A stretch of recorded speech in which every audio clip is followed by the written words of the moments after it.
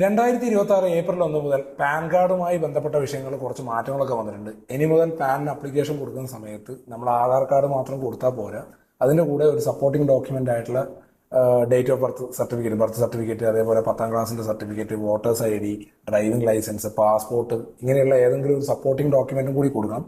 അതിലുപരി വളരെ ഇമ്പോർട്ടന്റ് ആയിട്ടുള്ള കാര്യം എന്താണെന്ന് വെച്ചാൽ, നമ്മുടെ ആധാർ കാർഡിലുള്ള പേരും നമ്മൾ സപ്പോർട്ടിംഗ് ഡോക്യുമെന്റ് ആയിട്ട് കൊടുക്കുന്ന ഡോക്യുമെന്റിലെ പേരും പാൻ കാർഡിൽ വരേണ്ട പേരൊക്കെ ഒരേപോലെ ആയിരിക്കണം എന്നുള്ളതാണ് പ്രധാനമായിട്ട് ഉദ്ദേശിക്കുന്നത്. നിലവിലുള്ള കുറച്ച് പ്രശ്നങ്ങൾ എന്ന് വെച്ചാൽ, ആധാർ കാർഡിൽ ഇപ്പോൾ PP ഷബീർ എന്ന് പറയുന്നതിന് പകരം പാസ്പോർട്ടിൽ ചിലപ്പം എൻ്റെ ഇനീഷ്യലിലെ ഫുൾ എക്സ്പാൻഷൻ ഒക്കെ ഉണ്ടാവും. അങ്ങനെയുള്ള കാര്യങ്ങളൊന്നും ഇനി മുതൽ പറ്റില്ല. പാനും ആധാറും മറ്റുള്ള ഡോക്യുമെന്റൊക്കെ ആയിട്ട് പേരിൽ സാമ്യമായിരിക്കണം എന്നാണ് അതുകൊണ്ട് ഉദ്ദേശിക്കുന്നത്. അതേപോലെ തന്നെ ഈ നമ്മൾ ചില ഇടപാടുകൾ നടത്തുമ്പോൾ പാൻ കാർഡ് കൊടുക്കണം, പാൻ നമ്പർ കൊടുക്കണം എന്നുള്ള നിർബന്ധമുണ്ട്. അതിൽ പ്രധാനപ്പെട്ടതാണ് 50,000 രൂപക്ക് മുകളിൽ ബാങ്കിൽ ഡെപ്പോസിറ്റ് ചെയ്യുമ്പോഴൊക്കെ നമ്മൾ പാൻ കാർഡ് കൊടുക്കണം. അതൊക്കെ ഇപ്പം മാറ്റിയിട്ട് 2026 ഏപ്രിൽ 1 മുതൽ ഒരു വർഷം 10 ലക്ഷം രൂപയിൽ കൂടുതൽ ഒരു അക്കൗണ്ടിൽ ഇടുന്നുണ്ടെങ്കിൽ മാത്രമേ പാൻ നമ്പർ വേണ്ടൂ എന്നുള്ളത്. അതേപോലെ സ്ഥലമിടപാട്, വസ്തു ഇടപാടുമായി ബന്ധപ്പെട്ടിട്ടുള്ള ഇടപാടുകളിൽ 20 ലക്ഷം രൂപക്ക് മുകളിലുള്ള ഇടപാടാണെങ്കിൽ പാൻ നമ്പർ കോട്ട് ചെയ്താൽ മതി എന്നും.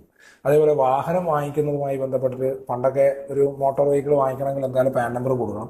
ഇനി മുതൽ വണ്ടിയുടെ വില 5 ലക്ഷം രൂപക്ക് മുകളിലുണ്ടെങ്കിൽ നമ്മൾ എന്ത് കൊടുത്താൽ മതി?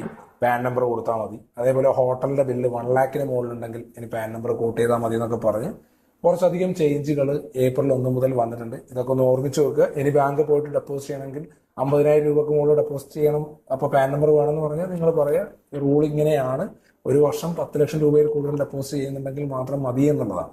അപ്പോൾ ഈ കാര്യം ഒന്ന് ശ്രദ്ധയിൽ വെക്കുക. ഉപകാരപ്പെട്ടെങ്കിൽ മറ്റുള്ള ആൾക്കാർക്ക് ഒന്ന് ഷെയർ ചെയ്യും.